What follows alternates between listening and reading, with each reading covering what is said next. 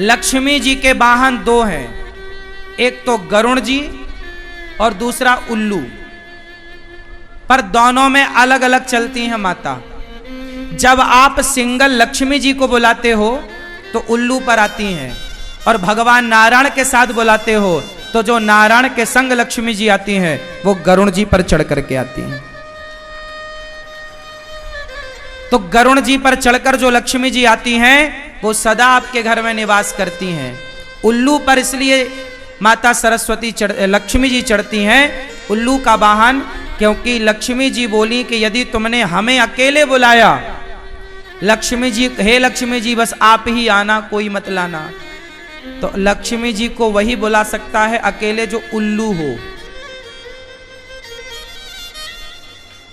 लक्ष्मी जी को बुलाने वाला अकेले लक्ष्मी जी को, जो उल्लू होगा वही बुलाएगा। इसलिए उल्लू पर चढ़कर आती हैं, उल्लू बनाकर चली जाती हैं लक्ष्मी जी। इसलिए लक्ष्मी जी को कभी अकेले नहीं बुलाना चाहिए। लक्ष्मी जी को किसके साथ बुलाना चाहिए? जोर से बताओ, ऐसा कौन सा मंदिर है जिस मंदिर में अकेले लक्ष्मी जी की पूजा होती हो, भगवान नारायण ना हो? यदि ऐसी पूजा आप करते हैं तो वो लक्ष्मी टिकाऊ हो ही नहीं सकती, क्योंकि अकेली लक्ष्मी जी जहां वहां। अच्छा ये बताओ, आप किसी की पत्नी को ले जाओ अपने घर, पति को मत ले जाओ, कितने दिन रुकेगी वो? बोलो, पति के बिना कितने दिन रुकेगी? पहली बात तो जाएगी ही नहीं, और चली भी गई जैसे तैसे। अकेले सीता मैया को उठाकर ले तो गया था रावण।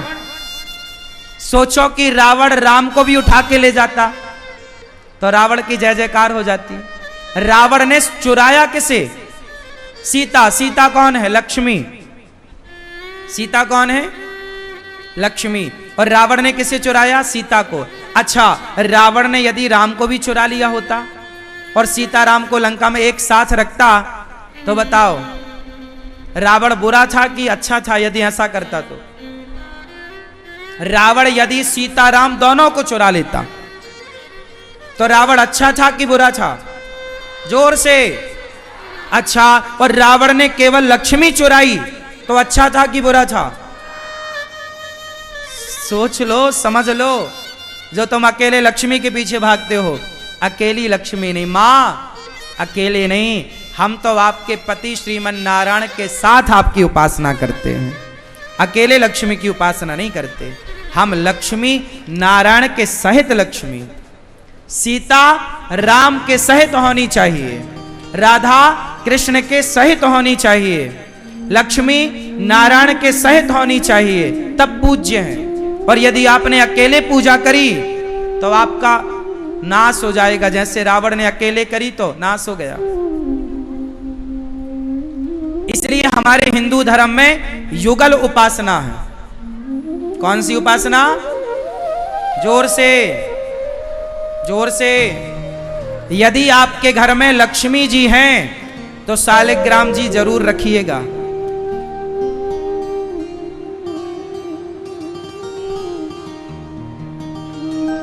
आपके घर में लक्ष्मी जी हैं तो शालिग्राम जी जरूर रखिएगा। या फिर लक्ष्मी जी हैं तो गोपाल जी होंगे आपके घर में, लड्डू गोपाल जी। गोपाल जी हैं तो लक्ष्मी गोपाल जी को रखिएगा। जैसे हम लोग दीपावली में लक्ष्मी गणेश की पूजा करते हैं, तो क्या उद्देश्य है, क्यों होती है लक्ष्मी गणेश की पूजा? बोलो। लक्ष्मी गणेश की पूजा अकेले लक्ष्मी गणेश की नहीं, वहां भगवान शालिग्राम जी का, गोपाल जी का, भगवान श्रीमन नारायण का भी होना आवश्यक होता है। अच्छा, लक्ष्मी का गणेश जी से क्या संबंध है? क्यों होती है लक्ष्मी गणेश की पूजा? बताओ। नहीं तो सुनो, लक्ष्मी जी जो हैं वह धन की माता हैं, और गणेश जी जो हैं बुद्धि के देवता हैं। और लक्ष्मी जी किसके बगल में बैठी हैं? गणेश जी के बगल में। अच्छा, तो जो बुद्धिमान होगा, गणेश जैसी बुद्धिमान होगा जो, लक्ष्मी वहीं तो रहेगी जहां बुद्धि होगी।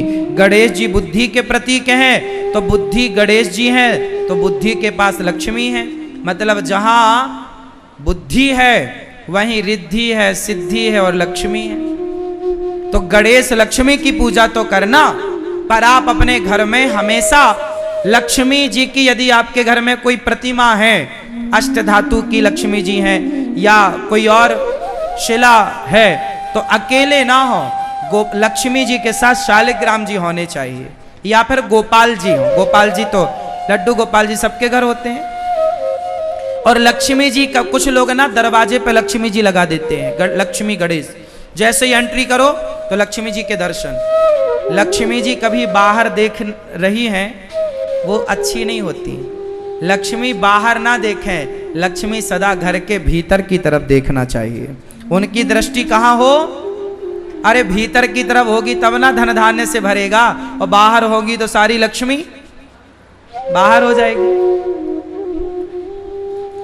तो द्वार पर शंख चक्र तिलक हो, लक्ष्मी जी अंदर हो। और अकेले लक्ष्मी की पूजा नहीं, लक्ष्मी को आपके घर में लक्ष्मी नारायण का चित्र होना चाहिए। बाजार में आप जैसे गोपाल जी लेते हैं ना, ऐसे भगवान नारायण शेष सैया पर लेटे हैं और लक्ष्मी जी चरण दबा रही हैं। आपके घर में ये जरूर होनी, ये प्रतिमा जरूर होनी चाहिए। भगवान नारायण लेटे हुए हैं, लक्ष्मी जी उनके चरण दबा रही हैं, वो प्रतिमा की रोज पूजा किया करो। घर में हमेशा लक्ष्मी जी भगवान नारायण के चरणों में बैठी हैं। जहाँ लक्ष्मी जी चरणों में बैठी हैं वहाँ लक्ष्मी का वास है, इसलिए ऐसी प्रतिमा घर में रखना शुभ होता। चरण दबाते हुए लक्ष्मी माता, भगवान नारायण शेष सैया पर क्षीर सागर पर विराजे लेटे, ऐसी प्रतिमा शुभ मानी जाती है। गणेश जी हैं बुद्धि के देवता, बोलो हाँ। गणेश जी हैं बुद्धि के, जोर से, गणेश जी बुद्धि के। और चूहा कौन है? तर्क का प्रतीक। तर्क, कुतरता रहता है ना चूहा। क्या करता है चूहा? कुतरता। तर्क समझते हैं? तर्क। लोग बोलते हैं ज्यादा तर्क मत करो। जैसे हमने कहा भगवान है, तो आपने तर्क कर दिया, भगवान है तो दिखते क्यों नहीं? ये तर्क हो गया।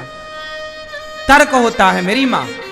कुछ लोग तर्क करते हैं ना, तर्क, कुतर्क, वितर्क, समझते हो ना? तो जैसे तर्क होता है, चूहा तर्क का, जैसे नंदी धर्म का प्रतीक है, उसी तरह चूहा तर्क का प्रतीक है। तर्क का प्रतीक चूहा है, तो बुद्धि के प्रतीक गणेश जी और तर्क का प्रतीक चूहा।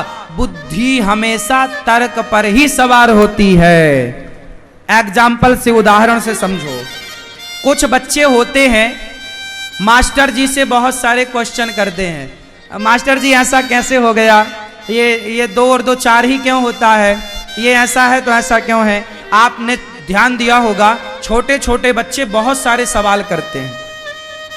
क्या करते हैं वो तर्क करते हैं। मंदिर जाओगी तो बच्चा पूछेगा, माँ ये कौन बैठे हैं? बोले भगवान। बोले भगवान क्या होते हैं? अरे बोले भगवान होते हैं। कहाँ रहते हैं? बोले ये बैठे। तो ये हमसे बात क्यों नहीं करते माँ? बच्चे क्या बोल देंगे? ये हमसे बात क्यों नहीं करते? ये बच्चे क्या कर रहे हैं? तर्क कर रहे हैं। और आपको बच्चों के प्रश्न का, तर्क का उत्तर देना चाहिए, लेकिन आपके पास उत्तर होता नहीं, तो आप बच्चों को चुप करा देते हैं। और बच्चों को चुप कराने से जानते हो क्या होता है? बच्चों की जो बुद्धि विकसित हो रही थी, उस बुद्धि पर आपने ब्रेक लगा दिया।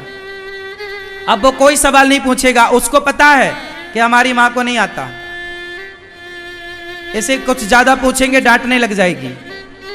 जो लोग गुस्सा होने लग जाए ना, आपने कुछ पूछा गुस्सा हो जाए, समझ लो इसको आता नहीं है। हाँ, आता होता तो गुस्सा नहीं होती या होता। आपको आता नहीं तो आप गुस्सा, ये पूछता है, ये कोई पूछने की बात, मतलब आपको नहीं आ रहा है। बच्चे सवाल करेंगे, उनका अधिकार है और आपका जिम्मेदारी है कि बच्चों के प्रश्न का उत्तर दो, वरना बच्चे मंद बुद्धि हो जाएंगे। बच्चों की 5 साल का बच्चा, 10 साल का बच्चा, ये बहुत सवाल करते हैं बच्चे।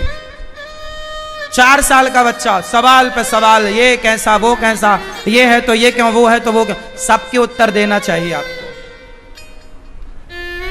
मां बनने से पहले बच्चों के प्रश्न का उत्तर खोज के रख लो, क्या क्या पूछेगा बच्चा।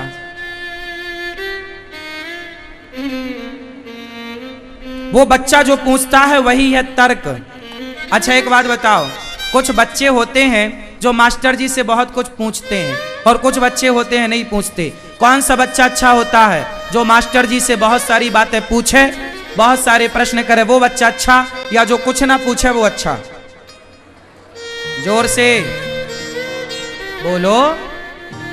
जो पूछे, हाँ जो पूछेगा समझ लो वो बुद्धिमान है, और जो नहीं पूछा, जैसा मास्टर जी ने पढ़ाया पढ़ के आ गया, वो बुद्धू है, बुद्धू। वो कौन है? बुद्धू। जाके पीछे बैठा, चुपचाप आ गया, कोई मतलब नहीं। और जो बच्चा बुद्धिमान होगा, उसे जो समझ में नहीं आएगा वहीं खड़ा होकर प्रश्न कर लेगा। तो जो प्रश्न किया वही तर्क है। तो बुद्धि है गणेश जी और तर्क है चूहा। तो गणेश जी चूहे पर सवार हैं, मतलब बुद्धि हमेशा तर्क पर सवार होती, इसलिए गणेश जी तर्क पर। तो गणेश जी के चूहे पर सवार होने का मूल मंत्र ये है। मूल हमारे हिंदू धर्म में ये नहीं कि गणेश जी चूहे पर, नहीं, गणेश बुद्धि है और चूहा तर्क। तो बुद्धि चूहे पर सवार है, ये आध्यात्मिक विषय है, ये जानना पड़ेगा। हाँ, अब जैसे सरस्वती माता का वाहन क्या है बताओ भाई, आप बताओ, सरस्वती माता का वाहन क्या है? नहीं पता? लो, क्यों? ओ भैया, सरस्वती माता का वाहन क्या है? तुम स्कूल नहीं गए? आप स्कूल जाते समय तो मस्ती ज्यादा करते थे, बताओ।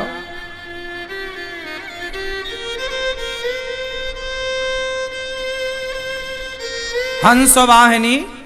तो हमारी सरस्वती माँ का वाहन क्या है? जोर से। क्यों भैया, हंस क्यों वाहन है? क्या कारण है? सरस्वती जी हंस पर ही सवार क्यों है, शेर पर क्यों नहीं? उत्तर देना है आपको। क्यों भैया चश्मा वाले? बुद्धि के तो हनुमान जी हैं, गणेश जी। सरस्वती विद्या की माता है, सरस्वती विद्या की। अच्छा, और सवार किस पर है? हंस पर। क्यों? क्योंकि हंस का स्वभाव होता है कि दूध पी लेता है, और दूध और पानी को मिक्स करो तो दूध पानी मिक्स में से दूध निकाल लेता और पानी पानी छोड़ देता। हाँ या ना? हाँ या ना?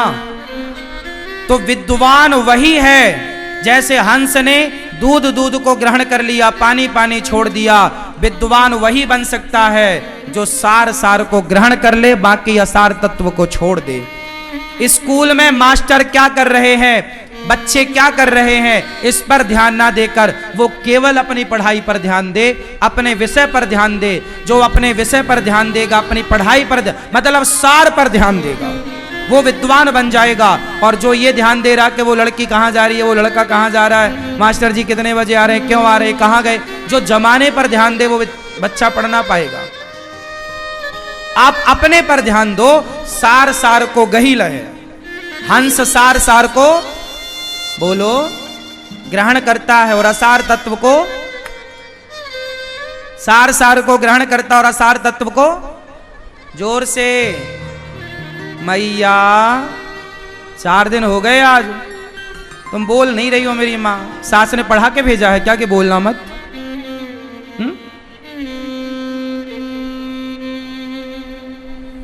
बताओ मेरी माँ।